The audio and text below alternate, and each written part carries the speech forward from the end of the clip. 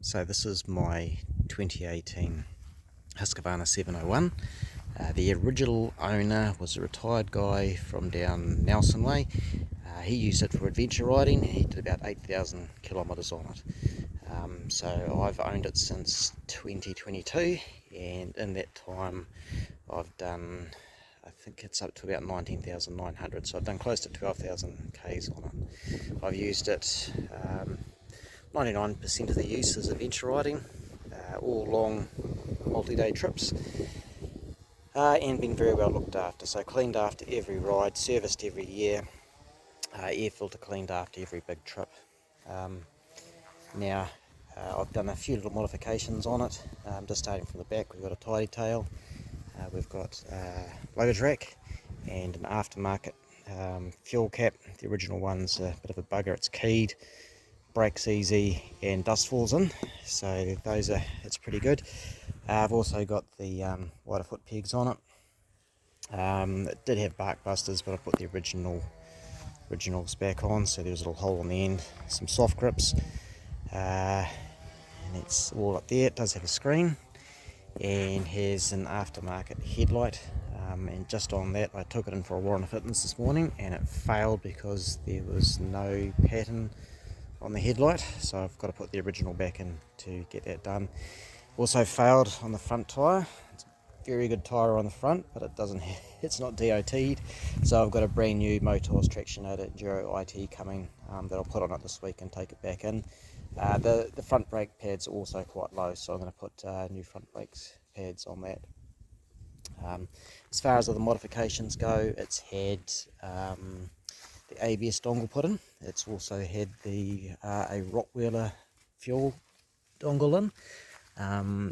It was very sort of twitchy on the lower revs and idle, and basically I swapped it out for a Rottweiler and it resolved the issue there. And it's the O2 sensors in these are not particularly good. So it's also had the side stand dongle, which often fails. That's all been replaced with a side stand dongle, so all those dongles are close to about $400. There was a failure, you can't see it in there, but there was a failure with the clutch master slave, which I've actually replaced with a nice CNC master, which is a copy of the KTM1 but doesn't seem to fail as much, so I've been pretty happy with that. The chain and sprockets were replaced at 12,000 Ks. They're still pretty good.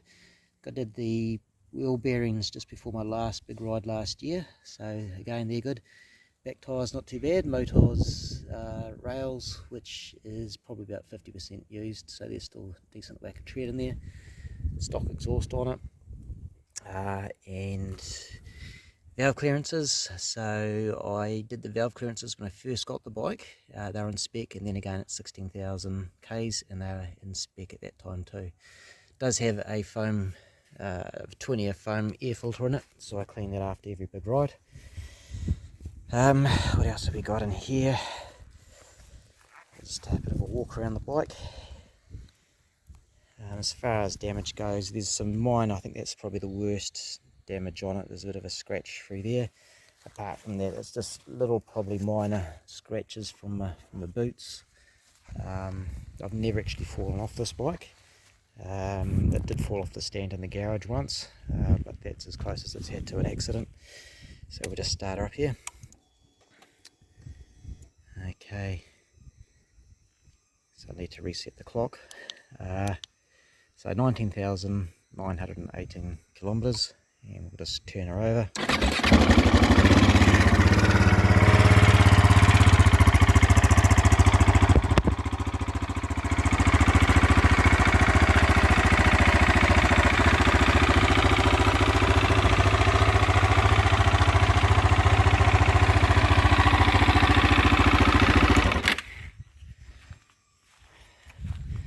So motor's basically no issues, goes really well, goes very nice actually. Okay, under the seat, so that ABS dongle lives in there. Had a new battery 2 years ago, and that twin foam air filter in there as well. So I forgot to mention a couple of things. First of all, you've got the plug-in indicators on the back, and the rear chain guard got a bag stuck in it in the last trip, so it's a little bit torn up on the back there, but still functioning okay. Okay, so that's it. I live in One Tree Point, which is about 30 minutes south of Whangarei.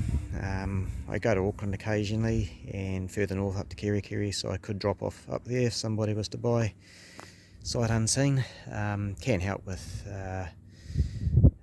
working in with a transporter if you want to take it further down the country.